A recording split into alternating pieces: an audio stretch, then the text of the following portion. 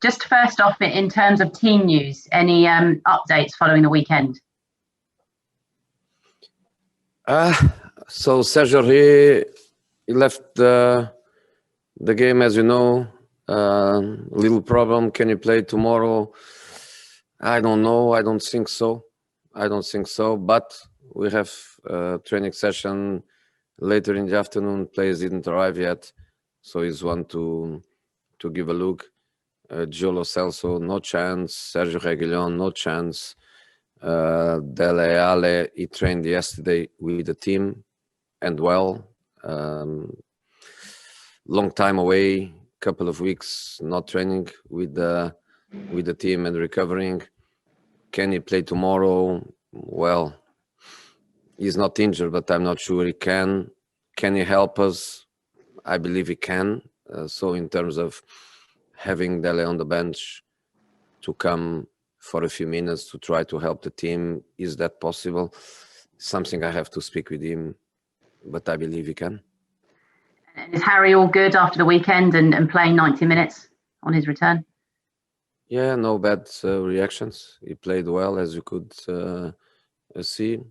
No problems, at least no big problems. So again, we need to go player by player. Only 2 days between West Bromwich and Everton, but we have to go player by player to have their feelings, to discuss with them and see the best options, because of course we want to go with a strong team, but at the same time we don't want to create problems for the future of the players. How crucial is this next couple of weeks in terms of Spurs season? You know, I always believe that we are going to have motivations until the end of the season.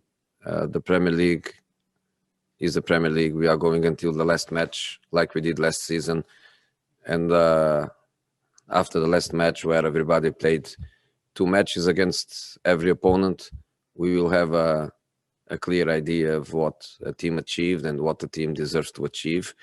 In this moment is almost 50% of the competition to play.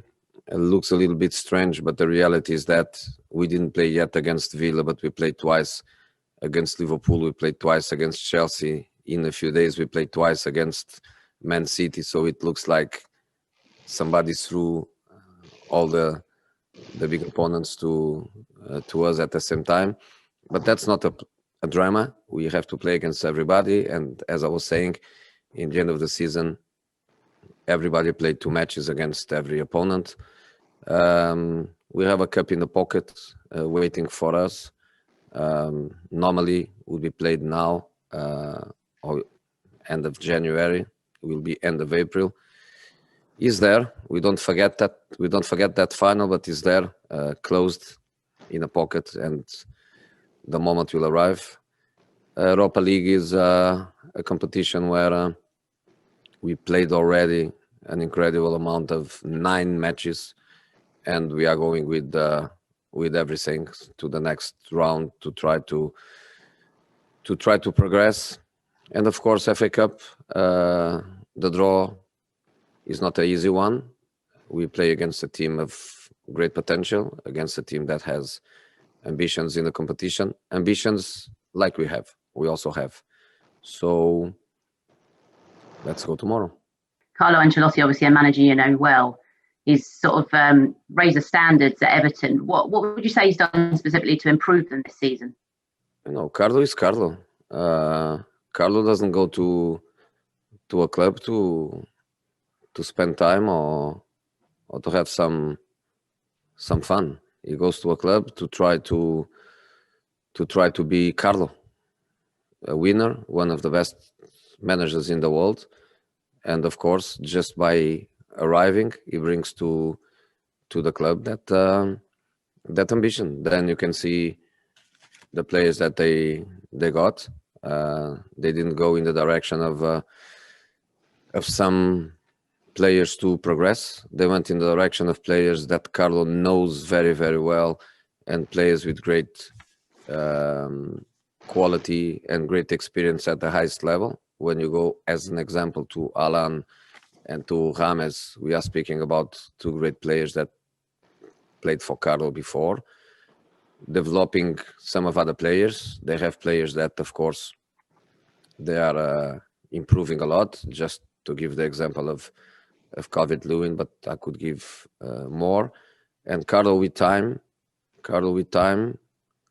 he will win. I'm not saying that Everton can jump over the top clubs with incredible history. It's not an easy process, of course, but with Carlo and with patience and with time and with continuous development of the team, nobody better than Carlo to give a trophy to Everton.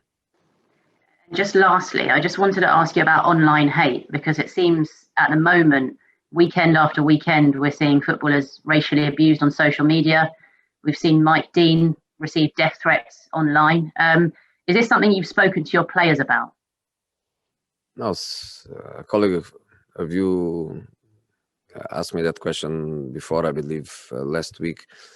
We speak with the players if the situation arises, if the situation happens. To be honest, the last one I had a little talk about it was with Ryan Sessegnon, that is in Germany, not even here, but is our player and is a kid that we have to try to protect. Of course, I feel very sorry with Mike Dean. I feel very sorry with Tuanzebe and with every Mike Dean and every Tuanzebe of this world. This week was for them. The week before was for others. And if the situation goes in the same direction, next week will be to others. I think something has to be done, because one thing is a professional life and what we do in our professional lives and the success we have and the mistakes we make and the frustrations we have. Another thing is to step the fence and go to the private life and go to the social life, and that, of course, something has to be done. Hi, Jose. You said Dele's back involved. What was it you've said to him? What's changed your mind about his involvement now? Because he was not getting in teams. Dele. You're asking about Dele and what changed? Yeah. Nothing changed. He's not injured. He can train with the team. He went through a process of not training with the sports science people, and then jump to the teamwork, which he did yesterday for the first time. Nothing changed. What maybe changed is speculation around him, because in this moment everybody knows that he's a Tottenham player and that he stays in here and he doesn't go to any place. So probably the end of the speculation will be the end of questions, and with the end of questions, he can train, he can try to help the team, because this is what we want, this is what we need. We need players to help the team, and hopefully he can do that. And in normal situation, he wouldn't be even considered for tomorrow, but with the injuries we have, with so many matches we have, maybe we have to accelerate his process, and maybe we can. But of course, I want him to be fully on board and to agree, and depends on his feelings. But if he can be on the bench tomorrow and to come for 10-15 minutes and help the team, that would be good for us. And what was his injury? Yeah, he started with something in a tendon, and after that, always bad feelings and muscular. How do you call it? Like, not a strain, but muscular bad feelings around the tendon area, and he was not feeling comfortable. And the process with the sports science people was between giving some days rest and treatment, and then reintegration with sports science. And when he did the training session on Sunday with the sports science in the morning, then we had the information that he was perfectly fine to train Monday with the team, which he did. So today, second session with the team, and hopefully the feelings will allow him to travel with us. And I just wanted to ask, sort of generally, how do you think coronavirus has affected home advantage, and what impact will that have on the FA Cup?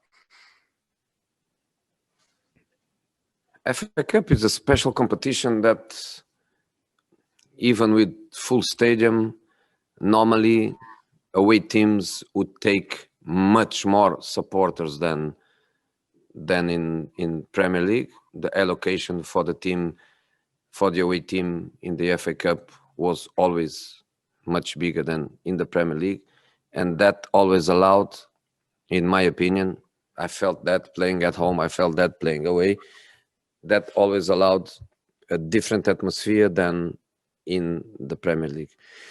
In the Premier League, I have to admit that one thing is to play with full stadium, and another thing is to play with empty stadium. I believe that every coach tries, like I try, to make the players feel good feelings, but the reality is empty stadium is a complete different story, and I believe that has an impact in some of the results. Let's just give an example. We were losing against Chelsea 1-0. We were playing much better in the second half than in the first half. Last 25 minutes, the team starts pressing a lot and being closer. I believe that stadium full, I believe that could make an impact in the team. And I think this happens in every stadium. So the public makes a difference, I believe so. Is this going to be the biggest challenge for you with all the different cups and all the different competitions, with everything so compressed? Well, but I hope so. I want to be in the cups. So if we can arrive in the last part of the season and have the final and a part of the final Europa League matches and FA Cup matches, I'll be very happy with it. Difficult, yes, of course, difficult. Very demanding for the players, yes, of course. Everybody depends a lot on availability of the players, yes. The injuries, the fatigue, but I prefer that than not. So let's see it in a positive way and fight. In previous rounds, you've given Carlos Vinicius, Gareth Bale, Joe Hart time on the pitch. Is that the sort of thing you're going to do again tomorrow, or will it be more like the Premier League team that we see? I have to wait for the training session. I want the players to help me in my decisions. I want to listen to them.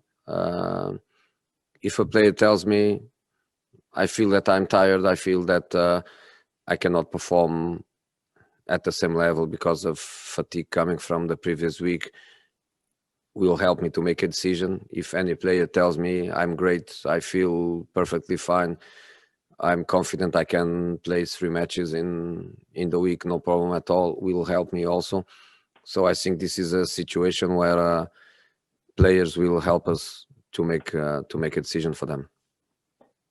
Do you think that Kane and Vinicius can play together up front? Yes, I think they can.